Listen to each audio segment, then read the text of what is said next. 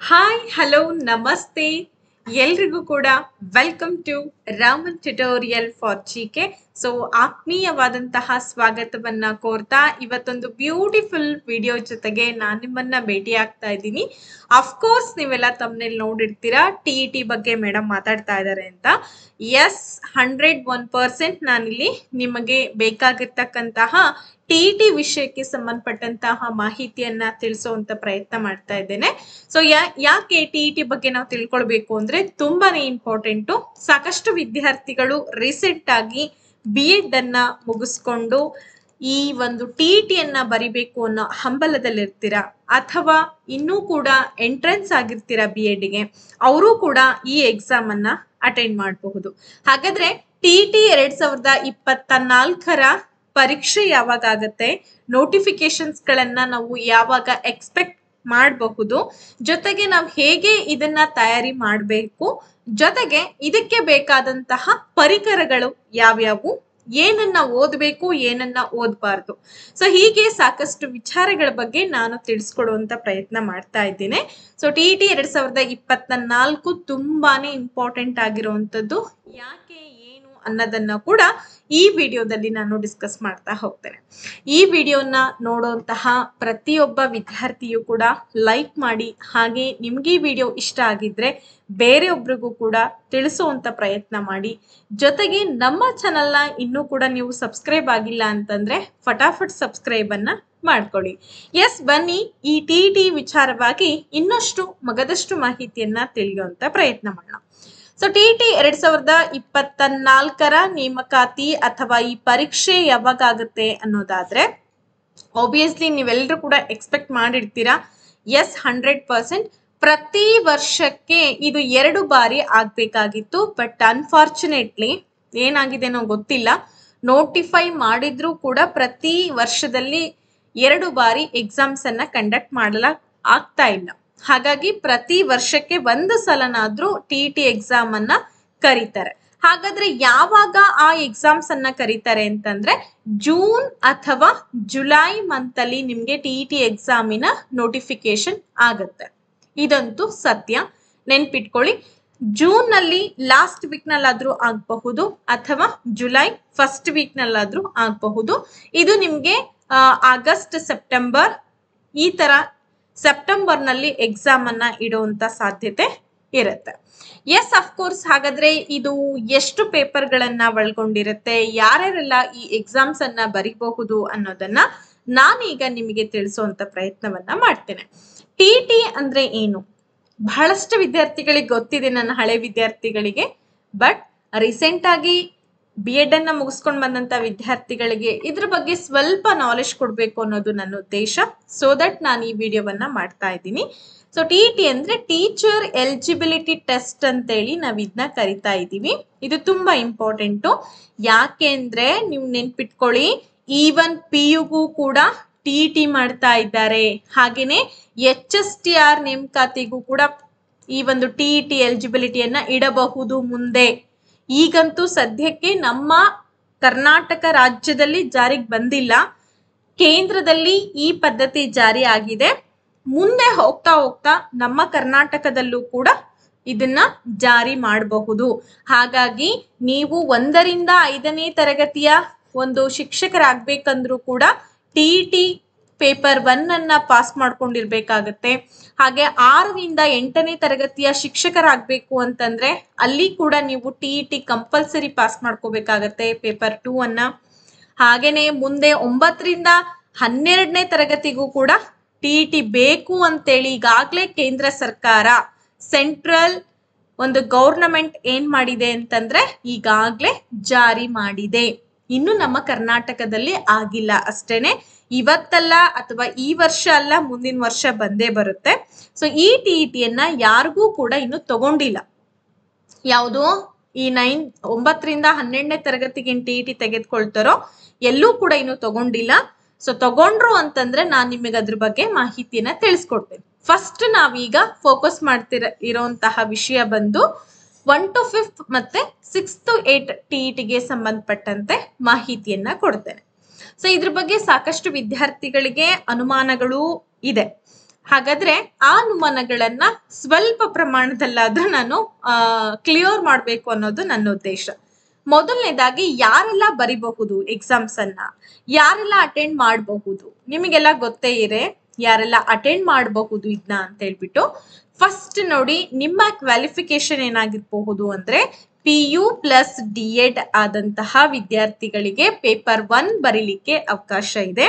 ಹಾಗೇನೆ ಯಾರು DED ನೋಡಿ, DED ಪ್ಲಸ್ ಡಿಗ್ರಿಯನ್ನ ಮುಗಿಸ್ಕೊಂಡು ಹಾಗೇನೆ ಅಥವಾ DED ಬದಲಾಗಿ BEd ಅನ್ನ ಮಾಡಿಕೊಂಡು ಡಿಗ್ರಿ ಮುಗಿಸ್ಕೊಂಡವರಿಗೆ 2 ಪೇಪರ್ಗಳನ್ನ ಬರಿಬಹುದು.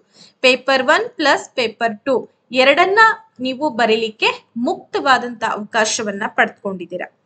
ಇಲ್ಲಿ ಸಬ್ಜೆಕ್ಟ್ ವೈಸ್ ಕೂಡ ಡಿವೈಡ್ ಆಗುತ್ತೆ.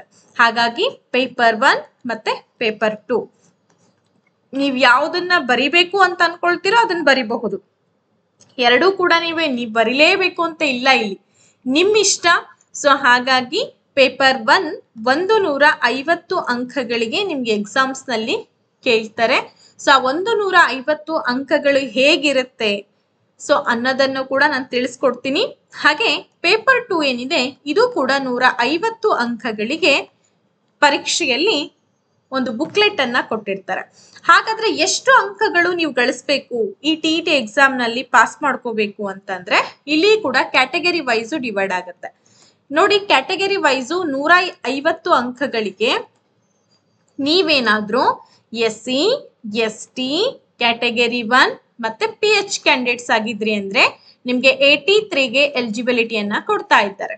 ನಮ್ಮ ಕರ್ನಾಟಕ ಸರ್ಕಾರದಲ್ಲಿ ಆಗ್ತಕ್ಕಂತಹ KAR-TET ಕರ್ನಾಟಕ TET. ಹಾಗೇನೆ 3rd B ಆಗಿರಬಹುದು, 3A ಆಗಿರಬಹುದು, 2B ಆಗಿರಬಹುದು, 2A ಆಗಿರಬಹುದು, GM ವಿದ್ಯಾರ್ಥಿಗಳಾಗಿರಬಹುದು.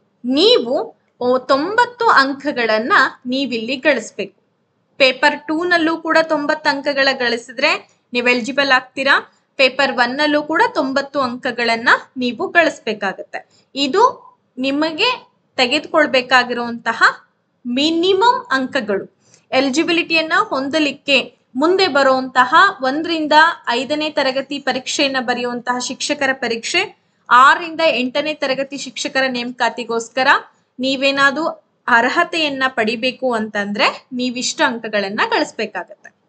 ನೋಡಿ, ಹೇಗೆ ನಾವು KS ಪ್ರಿಪರೇಷನ್ ಮಾಡ್ತೀವಿ, ಫಸ್ಟ್ ಪ್ರಿಲಿಮ್ಸ್ ಎಕ್ಸಾಮ್ಸ್ ಅನ್ನ ಬರಿತೀವಿ. ಪ್ರಿಲಿಮ್ಸ್ ಎಕ್ಸಾಮ್ ನಲ್ಲಿ ತೇರ್ಗಡೆ ಹೊಂದಿದ್ರೆ ಮಾತ್ರ ಮೇನ್ಸ್ ಎಕ್ಸಾಮ್ ಬರಿತೀವಿ. ಮೇನ್ಸ್ ನಲ್ಲಿ ನಾವು ತೇರ್ಗಡೆ ಹೊಂದಿದ್ರೆ ಮಾತ್ರ ಇಂಟರ್ವ್ಯೂಗಳನ್ನ ಅಟೆಂಡ್ ಮಾಡ್ತೀವಿ. ಸೊ ಆಸ್ ಇಟ್ ಈಸ್ ನಮ್ಮ ಈ ಶಿಕ್ಷಕರ ನೇಮಕಾತಿನೂ ಕೂಡ ಒಂದ್ ಲೆವೆಲ್ KS IS ಆದಂಗ ಆಗಿದೆ. ಸೊ ಡಿಗ್ರಿ ಮುಗಿಸ್ಕೊಂಡು BEd ಮುಗಿಸ್ಕೊಂಡು PGಗಳನ್ನ ಮುಗಿಸ್ಕೊಂಡು ನಂತರದಲ್ಲಿ TET ಅನ್ನ ಮುಗಿಸ್ಕೊಂಡು ನಂತರದಲ್ಲಿ TET ಅಲ್ಲಿ ಎಲಿಜಿಬಲ್ ಆದ್ರೆ ಮಾತ್ರ ನಮ್ಗೆ ಈ 6 to 8 ಎಕ್ಸಾಮ್ಸ್ ಆಗಿರಬಹುದು 1ರಿಂದ 5ನೇ ತರಗತಿಯ ಪರೀಕ್ಷೆಯನ್ನ ಬರೀಲಿಕ್ಕೆ ಅವಕಾಶ ಇದೆ. ಇದಿಷ್ಟು ನಿಮ್ಮ ಎಲಿಜಿಬಿಲಿಟಿ ಕ್ರೈಟೇರಿಯಾ. ಜೊತೆಗೆ ಕ್ಯಾಸ್ಟ್ ವೈಸ್ ನೀವೆಷ್ಟು ಅಂಕಗಳನ್ನ ಗಳಿಸ್ಬೇಕು ಅನ್ನೋದನ್ನ ನಾನೀಗ ತಿಳಿಸ್ಕೊಟ್ಟೆ ಅಲ್ವಾ. ಇದು ಬೇಸಿಕ್ ಇನ್ಫಾರ್ಮೇಶನ್ ಅಂತ ಕರಿತೀವಿ. ಯಾರಿಗೆ ಗೊತ್ತಿಲ್ವೋ ಅವರಿಗೆ, ಸೊ ಗೊತ್ತಿದೆ ಅನ್ನೋರಿಗೆ, ಸುಮಾರು ಸಲ ನಾನು ಅಟೆಂಡ್ ಮಾಡಿದ್ದೀನಿ ಮೇಡಮ್ ಅನ್ನೋರಿಗೆ ತೊಂದರೆ ಇಲ್ಲ, ಅವ್ರು ಏನು ಡೀಟೇಲ್ ಆಗಿ ನೋಡೋ ಅವಶ್ಯಕತೆ ಇಲ್ಲ. ಸೊ ಬಟ್ ಯಾರಿಗೆ ಇದ್ರ ಬಗ್ಗೆ ಗೊತ್ತಿಲ್ಲ, ತಿಳ್ಕೊಳ್ಬೇಕು ಅನ್ನೋ ಕುತೂಹಲ ಇದೆನೋ ವಿಡಿಯೋವನ್ನ ಕೊನೆ ತನಕ ನೋಡಿದ್ರೆ ಮಾತ್ರ ನಾನು ಏನ್ ಹೇಳಿದೀನಿ, ನೀವೇನ್ ಓದ್ಕೊಳ್ಳೋದು ಅನ್ನೋದು ಅರ್ಥ ಆಗುತ್ತೆ. ಎಸ್, ಇದಿಷ್ಟು ಆದ್ಮೇಲೆ ನಿಮಗೆ ಇನ್ನೊಂದು ಪ್ರಕಟಣೆ ಕೊಡ್ತಾ ಇದ್ದೀನಿ. ಏನಪ್ಪಾ ಅಂತಂದ್ರೆ, ರಾಮನ್ ಟ್ಯುಟೋರಿಯಲ್ ವತಿಯಿಂದ ಈಗಾಗಲೇ ನಾವು TETಗೆ ಸಂಬಂಧಪಟ್ಟಂತ ತರಗತಿಗಳನ್ನ ಎಂಗೇಜ್ ಮಾಡ್ತಾ ಇದ್ದೀವಿ. ಸೊ ನೋಡಿ, ನಮ್ಮಲ್ಲಿ TET ತರಗತಿಗಳು ಕೂಡ ನಡೆಯುತ್ತೆ.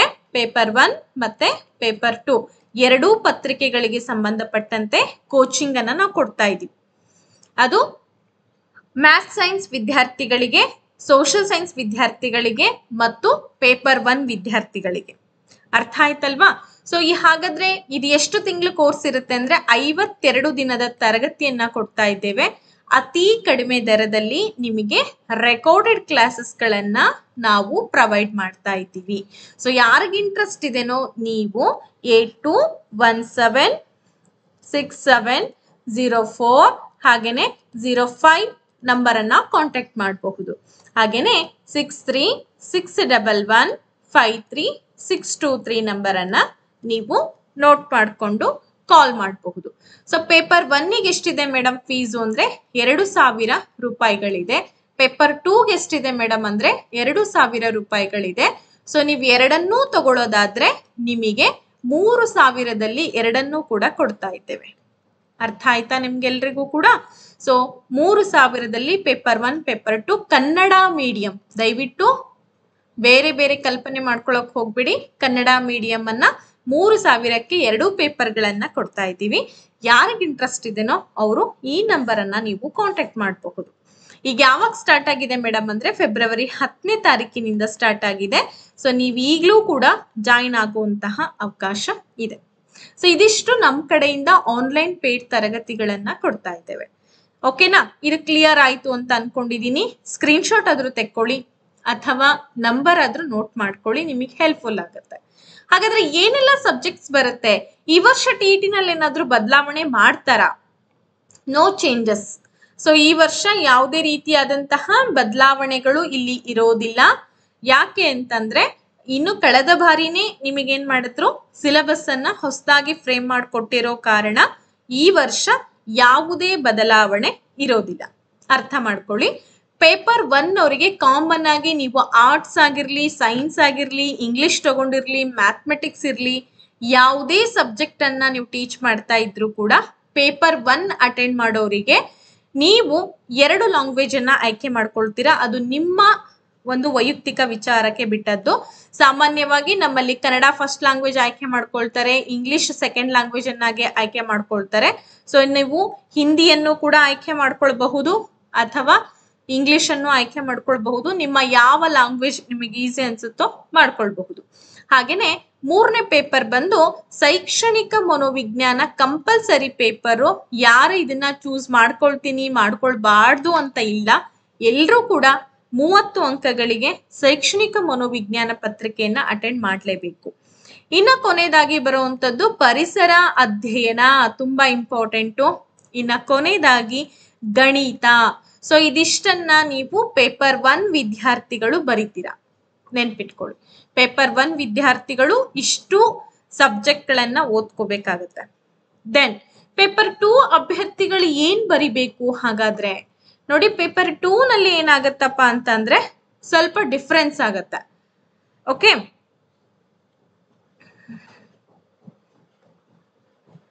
ಏನ್ ಡಿಫ್ರೆನ್ಸ್ ಆಗುತ್ತೆ ಅನ್ನೋದನ್ನ ನಾನು ನಿಮಗೆ ತಿಳಿಸ್ಕೊಡ್ತೇನೆ. 1 ನಿಮಿಷ. ಹಲೋ.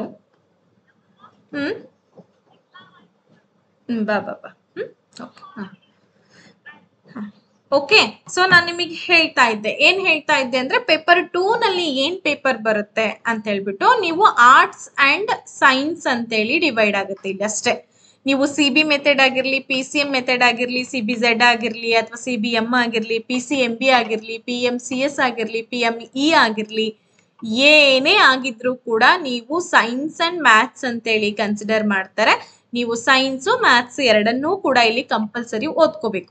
ಆರ್ಟ್ಸ್ ಅಲ್ಲಿ ನನ್ನ ಆಪ್ಷನ್ ಇಂಗ್ಲಿಷ್ ಇದೆ ಮೇಡಮ್, ಹಿಂದಿ ಇದೆ ಮೇಡಮ್, ಸೋಷಿಯಲ್ ಇದೆ ಮೇಡಮ್, ಏನೇ ಆಗಿದ್ರು ಕೂಡ ನೀವು ಆರ್ಟ್ಸ್ ಅಂತಂದಾಗ ಸೋಷಿಯಲ್ ಸೈನ್ಸ್ ಅನ್ನ ಬರೀಲೇಬೇಕು. ಹಾಗಾದ್ರೆ ಯಾವೆಲ್ಲ ಪತ್ರಿಕೆಗಳಿರುತ್ತೆ ನಿಮ್ಗೆ ಅಂತಂದ್ರೆ, ಫಸ್ಟ್ ನೀವು ಲ್ಯಾಂಗ್ವೇಜ್ ಅನ್ನ ಯಾವುದನ್ನ ಚೂಸ್ ಮಾಡ್ತೀರಾ ಅದು. ಒಟ್ಟಾರೆಯಾಗಿ 2 ಲ್ಯಾಂಗ್ವೇಜ್ ಚೂಸ್ ಮಾಡ್ಬೇಕು. ಒಂದು ಕನ್ನಡ ಚೂಸ್ ಮಾಡಿದ್ರೆ ಇನ್ನೊಂದು ಕನ್ನಡ ಚೂಸ್ ಮಾಡಕ್ ಬರಲ್ಲ. ಒಂದು ಕನ್ನಡ ಚೂಸ್ ಮಾಡಿದ್ರೆ ಅಂದ್ರೆ ಇನ್ನೊಂದು ಕನ್ನಡವನ್ನ ಬಿಟ್ಟು ಬೇರೆ ಯಾವ್ದಾರ ಚೂಸ್ ಮಾಡಬಹುದು. ಈ ತರ ಇದೆ. ಅರ್ಥ ಆಯ್ತಾ? ಸೊ ನಾರ್ಮಲ್ ಆಗಿ ನಮ್ಮೆಲ್ಲ ವಿದ್ಯಾರ್ಥಿಗಳು ಕೂಡ ಫಸ್ಟ್ ಕನ್ನಡವನ್ನ ಚೂಸ್ ಮಾಡ್ತಾರೆ. ಹಾಗಾಗಿ ನಾನು ಕನ್ನಡ ಲ್ಯಾಂಗ್ವೇಜ್ ಬಗ್ಗೆ ಹೇಳ್ತಾ ಇದ್ದೀನಿ, ಕನ್ನಡ. ಸೊ ಆಮೇಲೆ 2ನೇ ಲ್ಯಾಂಗ್ವೇಜ್ ಒಬ್ವಿಯಸ್ಲಿ ಕೆಲವೊಬ್ರು ಹಿಂದಿ ಚೂಸ್ ಮಾಡ್ತಾರೆ, ಮರಾಠಿ ಚೂಸ್ ಮಾಡ್ತಾರೆ, ತೆಲುಗು ಚೂಸ್ ಮಾಡ್ತಾರೆ. ಬಟ್ ನಮ್ಮಲ್ಲಿ ಇಂಗ್ಲಿಷ್ ಅನ್ನ ಜಾಸ್ತಿ ಚೂಸ್ ಮಾಡ್ತಾರೆ. ಹಾಗಾಗಿ ಸೆಕೆಂಡ್ ಪೇಪರ್ ಇಂಗ್ಲಿಷ್. ಇನ್ನ ಥರ್ಡ್ ಅಂತ ಬಂದಾಗ ನಿಮಗೆ ಆಪ್ಷನ್ನೇ ಇಲ್ಲ. ಯಾಕೆಂದ್ರೆ ಶೈಕ್ಷಣಿಕ ಮನೋವಿಜ್ಞಾನವನ್ನ ಕಂಪಲ್ಸರಿ ಎಲ್ಲರೂ ಕೂಡ ಬರೀಲೇಬೇಕು. ಇಲ್ಲಿ ಯಾವುದೇ ರೀತಿಯಾದಂತಹ ಆಯ್ಕೆಗಳಿಲ್ಲ. ನೆಕ್ಸ್ಟ್ ಫೋರ್ತ್ ಅಂತ ಬಂದಾಗ ನಿಮಗೆ ಇಲ್ಲಿ ಡಿವೈಡ್ ಆಗುತ್ತೆ. ಆರ್ಟ್ಸ್ ನವರು ಕಂಪಲ್ಸರಿ 60 ಅಂಕಗಳಿಗೆ ಏನ್ ಬರಿಬೇಕು? ಸೋಷಿಯಲ್ ಸೈನ್ಸ್ ಅನ್ನ ಬರಿಬೇಕಾಗತ್ತೆ. ಯಾವುದೇ ಇಲ್ಲಿ ಬದಲಾವಣೆ ಇಲ್ಲ. 60 ಅಂಕಕ್ಕೆ ನಾನು ಇಂಗ್ಲಿಷ್ ಬರಿತೀನಿ, 60 ಅಂಕಕ್ಕೆ ನಾನು ಹಿಂದಿ ಬರಿತೀನಿ ಅಂದ್ರೆ ಯಾವುದೇ ಚಾನ್ಸಸ್ ಇಲ್ಲ. 60 ಅಂಕಕ್ಕೆ ನೀವು ಸೋಷಿಯಲ್ಲೇ ಬರಿಬೇಕು.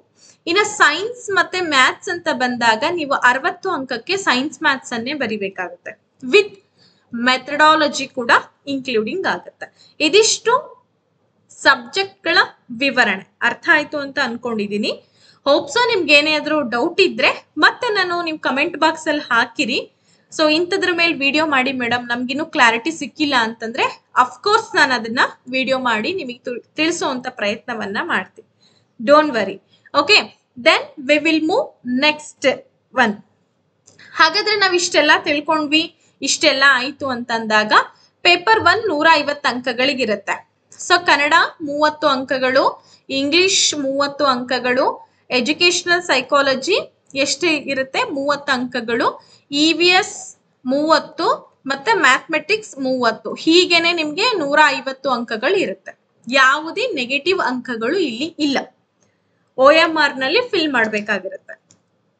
ಇನ್ನ P2 ಅಂತ ಬಂದಾಗ ಪೇಪರ್ 2, ಇಲ್ಲಿ ನೀವು ಕನ್ನಡ 30, ಇಂಗ್ಲಿಷ್ 30, ಹಾಗೇನೆ ನಿಮ್ದು ಸೈಕಾಲಜಿ, ಎಜುಕೇಶನಲ್ ಸೈಕಾಲಜಿ ಅಂತ ಏನ್ ಕರಿತೀವಿ ಅದು ಕೂಡ 30 ಅಂಕಗಳಿಗಿರುತ್ತೆ. SS 60 ಅಂಕಗಳಿಗೆ, ಯಾರು ಆರ್ಟ್ಸ್ ಅನ್ನ ಬರೀತಿರೋ ಅವರಿಗೆ 60 ಅಂಕ SS ಇರುತ್ತೆ. ಸೈನ್ಸ್ ಮತ್ತೆ ಮ್ಯಾಥ್ಸ್ ಸ್ಟೂಡೆಂಟ್ ಏನಿದ್ದೀರಾ ನೀವು, ನಿಮಗೆ 30 ಮ್ಯಾಥ್ಸ್ ಇರುತ್ತೆ, 30 ಸೈನ್ಸ್ ಇರುತ್ತೆ. ಟೋಟಲ್ ಎಷ್ಟಾಯ್ತು ಹಾಗಾದ್ರೆ? ಎಸ್, 150 ಅಂಕಗಳಾಯ್ತು. ಇದನ್ನ ಎಲ್ಲರೂ ಕೂಡ ತಲೆಯಲ್ಲಿ ಇಟ್ಕೊಳ್ಳಿ, ಇದು ಇಂಪಾರ್ಟೆಂಟ್. ಇದಿಷ್ಟು ಬೇಸಿಕ್ ಪಾಯಿಂಟ್. ಈಗ ನಾವು ಹೋಗೋಣ, ಹೇಗ್ ಪ್ರಿಪ್ರೇಷನ್ ಮಾಡ್ಬೇಕು ಮೇಡಮ್, ನಾನ್ ಸುಮಾರು 4 ಸಲ ಬರ್ದೆ, 5 ಸಲ ಬರ್ದೆ, 10 ಸಲ ಬರ್ದೆ, ನಂದು TETನೇ ಆಗ್ತಾ ಇಲ್ಲ ಅಂತ. ನೀವು ಒಂದು ಟೈಮ್ ಪಾಸ್ ಮಾಡ್ಕೊಂಡ್ರೆ ಇದನ್ನ ಲೈಫ್ ಟೈಮ್ ಸರ್ಟಿಫಿಕೇಟ್ ಅಂತ ಹೇಳಿ ಇದನ್ನೇನ್ ಮಾಡಿದ್ದಾರೆ ಕನ್ಸಿಡರ್ ಮಾಡಿರೋದ್ರಿಂದ, ಯಾರಾದ್ರೂ ಒಂದು ಸಲ TET ಎಲಿಜಿಬಿಲಿಟಿಯನ್ನ ಪಡ್ಕೊಂಡಿದ್ದೀರಾ ಅಂತಂದ್ರೆ ನಿಮ್ದು ಲೈಫ್ ಟೈಮ್, ಅಂದ್ರೆ ನೀವು ಜೀವನ ಇರೋವರೆಗೂ ಕೂಡ ಈ ಸರ್ಟಿಫಿಕೇಟ್ ವ್ಯಾಲಿಡ್ ಇರುತ್ತೆ. ಅರ್ಥ ಆಯ್ತಾ? ಮೊದ್ಲೆಲ್ಲ 7 ವರ್ಷಗಳ ಅವಧಿ ಕೊಟ್ಟಿದ್ರು, ಬಟ್ ಮುಂದೆ ಹೋಗ್ತಾ ಹೋಗ್ತಾ ಕೇಂದ್ರ ಸರ್ಕಾರದ ಒಂದು ಮಾಹಿತಿ ಪ್ರಕಾರ ಲೈಫ್ ಟೈಮ್ ಅಂತೇಳಿ ನಮ್ಮ ಕರ್ನಾಟಕದಲ್ಲಿ ಜಾರಿಗೆ ತಂದ್ರು. ಎಸ್, ಇದಿಷ್ಟು ನಿಮಗೆ ಗೊತ್ತಾಯ್ತು.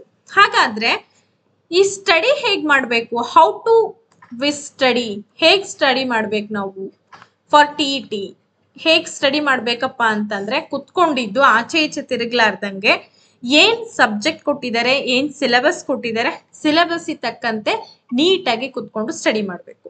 ಸೊ ಏನೇನು ಓದ್ಕೊಳ್ಬೇಕು ಅಂತಂದಾಗ, ಕನ್ನಡ ವಿಷಯ ಅಂತ ಅಂದಾಗ ನಿಮಗೆ ಏನ್ ಮಾಡ್ತಾರೆ, 15 ಅಂಕಗಳಿಗೆ ಸಂಬಂಧಪಟ್ಟಂತೆ ಪ್ಯಾಸೇಜ್ ಗಳನ್ನ ಕೊಡ್ತಾರೆ. ಪ್ಯಾಸೇಜ್ ಅಂದ್ರೆ ಗೊತ್ತಲ್ಲ ನಿಮ್ಗೆ, ಒಂದು ಪ್ಯಾರಾಗ್ರಾಫ್ ಇರುತ್ತೆ, ಅದ್ರ ಮೇಲೆ ಕ್ವಶನ್ಸ್ ಅನ್ನ ಕೇಳ್ತಾರೆ, ಅದ್ರಲ್ಲೇ ಸ್ವಲ್ಪ ಗ್ರಾಮರ್ ಕೂಡ ಇನ್ಕ್ಲೂಡಿಂಗ್ ಆಗಿರುತ್ತೆ. ಅಲ್ಲಿ 15 ಅಂಕಗಳು ಬಂದೋಯ್ತು. ಇನ್ನ 15 ಅಂಕಗಳನ್ನ ನೀವು ಮೆಥಡಾಲಜಿಯನ್ನ ಓದ್ಬೇಕಾಗತ್ತೆ. ಸೊ ಈ ಮೆಥಡಾಲಜಿ ಏನ್ ಮಾಡ್ಬೇಕು ಮೇಡಮ್, ಹೆಂಗ್ ಓದ್ಬೇಕು ಅಂತಂದ್ರೆ, ಅದಕ್ಕೆ ನೀವು BEd ಅಲ್ಲಿ ಓದಿರುವಂತಹ ಪುಸ್ತಕಗಳನ್ನ ಓದ್ಕೊಳ್ಳಿ, ತುಂಬಾ ಇಂಪಾರ್ಟೆಂಟ್ ಆಗುತ್ತೆ ಕನ್ನಡ ಮೆಥಡಾಲಜಿಗೆ. ಸೊ ಇನ್ನ ಕೆಲವೊಂದು ಪುಸ್ತಕಗಳನ್ನು ಕೂಡ ನಾನು ನೆಕ್ಸ್ಟ್ ತರಗತಿಯಲ್ಲಿ ನಿಮಗೆ ರೆಫರ್ ಮಾಡ್ತೀನಿ. ಕನ್ನಡ ಮೆಥಡಾಲಜಿಗೆ ಬಹಳಷ್ಟು ಈಸಿ ಆಗಿರುತ್ತೆ, ಏನು ಓದ್ಬೇಕು ಏನು ಓದ್ಬಾರ್ದು ಅನ್ನೋದನ್ನ ನಾನು ಮುಂದಿನ ವಿಡಿಯೋದಲ್ಲೂ ಕೂಡ ತಿಳಿಸ್ಕೊಡ್ತೀನಿ. ಇಂಗ್ಲಿಷ್ ಕೂಡ ಸೇಮ್ ಪ್ಯಾಟರ್ನ್ ಅಲ್ಲಿ ಇರುತ್ತೆ. ಇಂಗ್ಲಿಷ್ ನಲ್ಲೂ ಕೂಡ 15 ಅಂಕಗಳಿಗೆ ಮೆಥಡಾಲಜಿ ಇರುತ್ತೆ. ಫಸ್ಟ್ ಪೇಪರ್ ಅಲ್ಲಿ ಕೂಡ ಹಂಗಿರುತ್ತೆ, ಸೆಕೆಂಡ್ ಪೇಪರ್ ನಲ್ಲೂ ಕೂಡ ಹಾಗೇನೆ ಇರುತ್ತೆ. ಆಮೇಲೆ 15 ಅಂಕ ಪ್ಯಾಸೇಜು ಮತ್ತೆ ಗ್ರಾಮರ್ ಅನ್ನ ಕೇಳಿರ್ತಾರೆ. ಇನ್ನು ಎಜುಕೇಶನಲ್ ಸೈಕಾಲಜಿ ಅಂತ ಬಂದಾಗ ಬಹಳಷ್ಟು ಜನಕ್ಕೆ ಡೌಟ್ ಆಗೋದಪ್ಪ ಅಂತಂದ್ರೆ, ಅಪ್ಲೈಡ್ ಕ್ವಶನ್ಸ್ ಅನ್ನ ಕೊಟ್ಟಿರ್ತಾರೆ. ಮೇಡಮ್ ಯಾವ ಬುಕ್ಸ್ ಓದ್ಕೋಬೇಕು ಮೇಡಮ್ ಇದಕ್ಕೆ ಅಂದ್ರೆ, DSC RT ಬುಕ್ಸ್ ಗಳನ್ನ ಯಾರ ಹತ್ರನಾದ್ರೂ ಇದೆ ಅಂದ್ರೆ ಓದ್ಕೊಳ್ಳಿ, ಇಲ್ಲದೆ ಇದ್ರೆ ವಾಮದೇವಪ್ಪ ಅವ್ರ ಬುಕ್ ಓದ್ಕೊಳ್ಳಿ, KM ಸುರೇಶ್ ಅವ್ರ ಬುಕ್ ಅನ್ನ ಓದ್ಕೊಳ್ಳಿ, ತುಂಬಾ ಇಂಪಾರ್ಟೆಂಟ್. ಡೈಲಿ ಎಷ್ಟು ಅವರ್ಸ್ ಸ್ಟಡಿ ಮಾಡ್ಬೇಕು ಮೇಡಮ್ ಅಂದ್ರೆ, 4 ರಿಂದ 5 ತಾಸು ನೀವು ಸ್ಟಡಿ ಅವರ್ಸ್ ಕೊಟ್ರೆ ನೀವು 125 ರಿಂದ 135 ಅಂಕಗಳನ್ನ ಗಳಿಸ್ಲಿಕ್ಕೆ ಸಾಧ್ಯತೆ ಇದೆ. ಇಲ್ಲದೆ ಇದ್ರೆ ನಾನು ಡ್ಯೂಟಿಗೆ ಹೋಗ್ತೀನಿ, ನನಗೆ ಮಕ್ಕಳಿದ್ದಾರೆ, ನಾನು ಪ್ರೆಗ್ನೆಂಟ್ ಇದ್ದೀನಿ, ನಾನು ಹೌಸ್ ವೈಫ್ ಇದ್ದೀನಿ, ಈ ತರ ಎಲ್ಲ ರೀಸನ್ಸ್ ಇಟ್ಕೊಂಡು ಕುತ್ಕೊಂಡ್ರೆ 90 ತಕ್ಕೊಂಡು ಪಾಸ್ ಮಾಡ್ಕೊಳ್ಳೋದು ಕೂಡ ಕಷ್ಟ ಆಗುತ್ತೆ. ಹಾಗಾಗಿ ನಾನು ಹೇಳೋದೇನು ಅಂತಂದ್ರೆ, ತುಂಬಾ ಚೆನ್ನಾಗಿ ಅರ್ಥ ಮಾಡ್ಕೊಳ್ಳಿ, ಬಹಳಷ್ಟು ಈಸಿ ಆಗಿದೆ, ನೀಟಾಗಿ ಕುತ್ಕೊಂಡಿದ್ದು ಸಜೆಷನ್ಸ್ ತಗೊಂಡು ಓದ್ಕೊಂಡ್ರೆ 100% ನೀವು ಕೂಡ ಈ ಎಕ್ಸಾಮ್ಸ್ ಅಲ್ಲಿ 135+ ಅಂಕಗಳನ್ನ ಗಳಿಸಬಹುದು.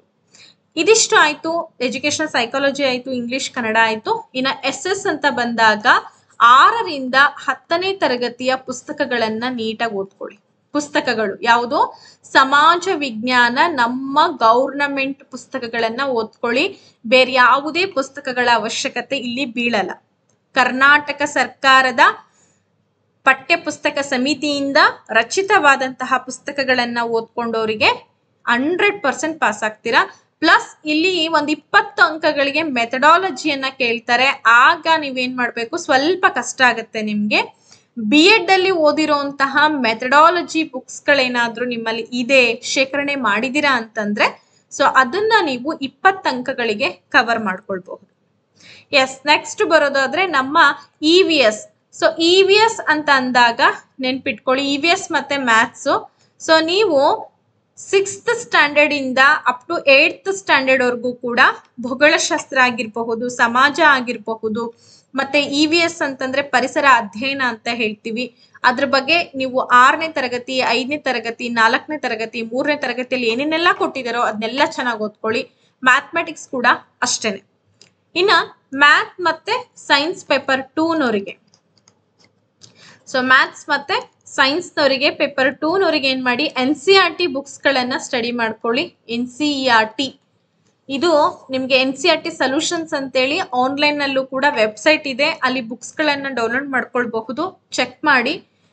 ನಿಮಗೆ ಅಪ್ ಟು ಎಲ್ಲಿಂದ ಎಲ್ಲಿವರೆಗೂ ಅಂದ್ರೆ 6th to 10th ವರೆಗೂ NCERT ಬುಕ್ಸ್ ಗಳನ್ನ ಓದ್ಕೊಂಡ್ಬಿಟ್ರೆ ಆರಾಮಾಗಿ ಅಂಕಗಳನ್ನ ನೀವು ಗಳಿಸಬಹುದು. ಪ್ಲಸ್ 20 ಮಾರ್ಕ್ಸ್ಗೆ ಮೆಥಡಾಲಜಿ ಏನಿರುತ್ತೆ ಅದನ್ನ ನೀವು B.Ed ಅಲ್ಲಿ ಓದಿರುವಂತ ಪುಸ್ತಕಗಳ ಸಂಗ್ರಹಣೆ ಇತ್ತು ಅಂದ್ರೆ ಅದ್ರಲ್ಲಿ ನೀವು ಕವರ್ ಮಾಡ್ಕೊಳ್ಬಹುದು. ಇದಿಷ್ಟು ನಾನ್ ನಿಮಗೆ ರೆಫರೆನ್ಸ್ ಆಗಿ ನೀಡ್ತಾ ಇರ್ತಕ್ಕಂಥ ಮಾಹಿತಿ. ಹೇಗ್ ಸ್ಟಡಿ ಮಾಡ್ಬೇಕು ಅಂದ್ರೆ ಒಂದು ಟೈಮ್ ಅನ್ನ ಸೆಟ್ ಮಾಡ್ಕೊಳ್ಳಿ, ಟೈಮ್ ಟೇಬಲ್ ಅನ್ನ ಹಾಕೊಳ್ಳಿ. ತುಂಬಾ ಇಂಪಾರ್ಟೆಂಟ್. ಲೈಫಲ್ಲಿ ಆ ಟೈಮ್ ಟೇಬಲ್ ಇಲ್ಲದೆ ಇದ್ರೆ ಏನಾಗುತ್ತಪ್ಪ ಅಂತಂದ್ರೆ ಲೈಫ್ ಸ್ಪಾಯ್ಲ್ ಆಗುತ್ತೆ. ಸೊ ಒಂದು ಟೈಮ್ ಟೇಬಲ್ ಅನ್ನ ಸೆಟ್ ಮಾಡ್ಕೊಂಡು ಬೆಳಗ್ಗೆ ಏನು ಓದ್ಬೇಕು, ಸಂಜೆ ಏನು ಓದ್ಬೇಕು, ಸೊ ನಾನು ಎಷ್ಟು ಟೈಮ್ ವೇಸ್ಟ್ ಮಾಡಿದೀನಿ ಇಲ್ಲಿ ತನಕ, ಆ ಟೈಮ್ ಅನ್ನ ನಾನು ಹೇಗೆ ಯುಟಿಲೈಸ್ ಮಾಡ್ಕೊಳ್ಳೋದು ಅನ್ನೋದನ್ನ ನಾನು ಫಸ್ಟ್ ಕ್ಲಾರಿಫೈ ಮಾಡ್ಕೋಬೇಕು. ಸೊ ಸಿಗೋಂತ ಸಮಯದ ಅವಕಾಶವನ್ನ ನಾನು ಹೇಗ್ ಬಳಸ್ಕೋಬೇಕು ಅನ್ನೋದನ್ನ ಫಸ್ಟ್ ನೀವು ಏನ್ ಮಾಡಿ ಅಂತಂದ್ರೆ ಚಿಂತನೆ ಮಾಡ್ಕೊಳ್ಳಿ.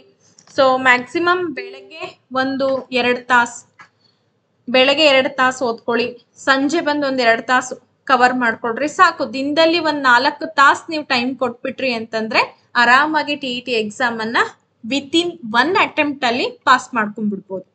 ಇದ್ರ ಮೇಲ್ಗಡೆ ಏನ್ ಎಕ್ಸಾಮ್ಸ್ ಬರುತ್ತೆ, 6th to 8th exams, 1 to 5th exams, 9 to 12th ಎಕ್ಸಾಮ್ಸ್ಗೆ ಅದಕ್ಕೆ ನಾನು ಮತ್ತೆ ಸಪ್ರೇಟ್ ಆಗಿ ವಿಡಿಯೋ ಮಾಡ್ತೀನಿ. ಯಾಕಂದ್ರೆ ಅದನ್ನ ನಾನು ಇದ್ರ ಜೊತೆ ಇನ್ಕ್ಲೂಡಿಂಗ್ ಮಾಡ್ಲಿಕ್ಕೆ ಬರೋದಿಲ್ಲ.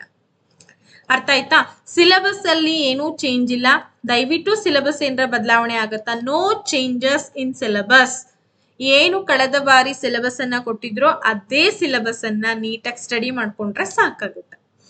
ಇದಿಷ್ಟು ಇವತ್ತಿನ ಮಾಹಿತಿ.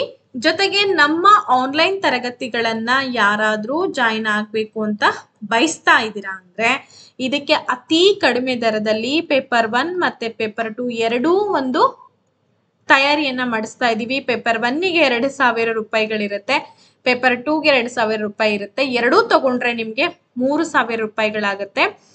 ಮ್ಯಾಥ್ ಸೈನ್ಸ್ನವರಿಗೆ ಇಂಗ್ಲಿಷ್ ಮೀಡಿಯಂ ಇದೆ.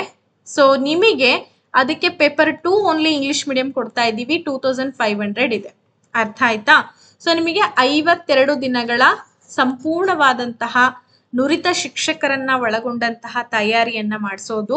ರೆಕಾರ್ಡೆಡ್ ತರಗತಿಗಳಿರುತ್ತೆ, ಲೈವ್ ಸೆಷನ್ಸ್ ಗಳನ್ನ ಎಂಗೇಜ್ ಮಾಡಲ್ಲ. ಸೊ ಹಾಗಾಗಿ ನೀವೇನಾದ್ರೂ ನಮ್ಮನ್ನ ನೀವು ಕಾಂಟ್ಯಾಕ್ಟ್ ಮಾಡಬೇಕು ಅಂದ್ರೆ 82176704 ಹಾಗೇನೆ 05 ನಂಬರ್ ಅನ್ನ ಕಾಂಟ್ಯಾಕ್ಟ್ ಮಾಡ್ಬೋದು. 6361153623 ನಂಬರ್ ಅನ್ನ ನೀವು ನೋಟ್ ಮಾಡ್ಕೊಳ್ಳಿ. ಸೊ ಓಕೆ, ಹಾಗಾದ್ರೆ ಇವತ್ತಿನ ಈ ವಿಡಿಯೋ ನಿಮ್ಗೆ ಏನಾದ್ರೂ ಒಂದಷ್ಟು ಮಾಹಿತಿಯನ್ನ ತಿಳಿಸ್ಕೊಟ್ಟಿದೆ ಅಂತ ಅನ್ನೋದಾದ್ರೆ ಪ್ರತಿಯೊಬ್ರು ಕೂಡ ಕಮೆಂಟ್ ಅನ್ನ ಮಾಡಿ. ಅದು ಒಳ್ಳೆ ಕಮೆಂಟ್ ಆಗಿರ್ಲಿ, ಕೆಟ್ಟ ಕಮೆಂಟ್ ಆಗಿರ್ಲಿ, I accept all those comments. But ನನ್ನಲ್ಲಿ ನೆಗೆಟಿವೇ ಇಲ್ಲ. ಯಾಕೆಂದ್ರೆ ನಾನು ನೆಗೆಟಿವ್ ಥಾಟ್ ಮಾಡಿದ್ದೆ ಅನ್ನೋದಾಗಿದ್ರೆ ಇಲ್ಲಿವರೆಗೂ ಬರ್ತಿರ್ಲಿಲ್ಲ. So no negative thought in my mind. So ಅವಾಗ್ಲೇ ನಾನು ಅದನ್ನೆಲ್ಲವನ್ನ ಡೆಸ್ಟ್ರಾಯ್ ಮಾಡಿದೀನಿ. ಹಾಗಾಗಿ ನೀವು ಕೂಡ ನಂತರನೇ ಆಗ್ಬೇಕು ಅಂತೇನಿಲ್ಲ. ನಿಮ್ಮ ಥಾಟ್ಸ್ ಗಳನ್ನ ಬದಲಾವಣೆ ಮಾಡ್ಕೊಳ್ಳಿ, ನಿಮ್ಮ ಯೋಚನೆಗಳನ್ನ ಬದಲಾವಣೆ ಮಾಡ್ಕೊಂಡ್ರೆ ಆಬ್ವಿಯಸ್ಲಿ ನೀವು ಒಬ್ಬ ಹೆಲ್ದಿ ಸ್ಟಡಿಡ್ ಪರ್ಸನ್ ಆಗ್ತೀರಾ. ಹಾಗಾಗಿ ಒಂದು ಪಾಸಿಟಿವ್ ಯೋಚನೆಗಳನ್ನ ತಲೆಯಲ್ಲಿ ಹಾಕೊಂಡು ಎಕ್ಸಾಮ್ ಅನ್ನ ಚೆನ್ನಾಗಿ ಪ್ರಿಪ್ರೇಷನ್ ಮಾಡ್ಕೊಳ್ಳಿ. ಅದಕ್ಕೆ ಬೇಕಾದಂತ ಸ್ಟ್ರೆಂತ್ ಅನ್ನ ನೀವೇನೆ ಗಳಿಸ್ಕೊಳ್ತಾ ಹೋಗ್ಬೇಕಾಗತ್ತೆ ಅಂತ ಹೇಳ್ತಾ ಇವತ್ತಿನ ಈ ವಿಡಿಯೋವನ್ನ ಇಲ್ಲಿಗೆ ಎಂಡ್ ಮಾಡ್ತಾ ಇದ್ದೀನಿ. Thank you so much and take care. Bye by.